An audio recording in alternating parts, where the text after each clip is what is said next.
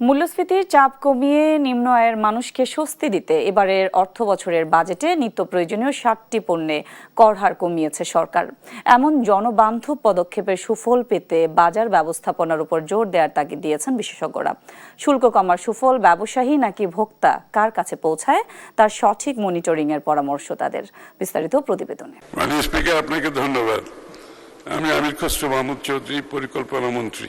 নতুন সরকারের প্রথম বাজেট, প্রত্যাশা যেমন বেশি, সংকট আর চ্যালেঞ্জ অনেক। সব আশঙ্কা ছাপিয়ে কিছুটা আশার বার্তা দিয়েই পাশ হলো 2026-27 অর্থ বছরের বাজেট। যারা এই প্রস্তাবের পক্ষে আছেন তারা হ্যাঁ বলুন।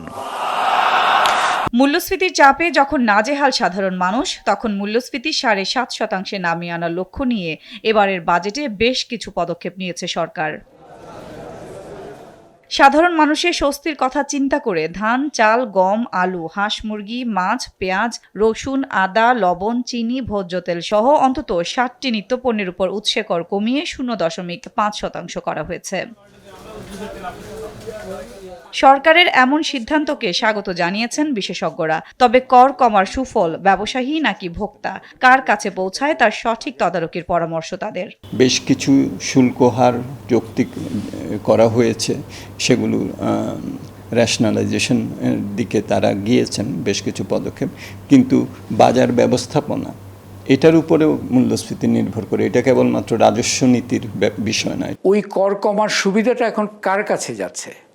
ব্যবসায়ীর কাছে, যে ইম্পোর্টার তার কাছে, নাকি যে ভোক্তা তার কাছে যাচ্ছে? এটা অ্যাকচুয়ালি খুবই গুরুত্বপূর্ণ বিষয় এবং এখানে আমাদের অভিজ্ঞতা অত সুখকর নয়। তত্ত্বাবধায়ক সরকারের সাবেক উপদেষ্টার মতে যথাযথ বাজার ব্যবস্থাপনার পাশাপাশি শক্ত হাতে নিয়ন্ত্রণ করতে হবে চাঁদাবাজি। যেগুলোকে আমরা ভদ্র ভাষায় বলি নন ইকোনমিক বাট ভদ্র ভাষাটা যদি বাদ দিই তখন এটাকে চাঁদা বলে আর কি। এই যে নানা ধরনের চাঁদার যে সমস্যা, এটা কিন্তু একটা নন ইকোনমিক বিষয়।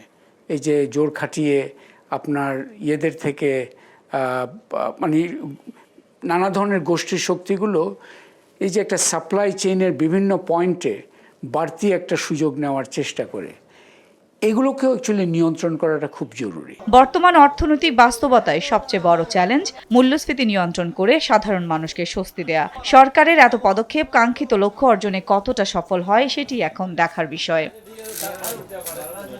সাদিয়া লাবনী, দেশ টিভি, ঢাকা।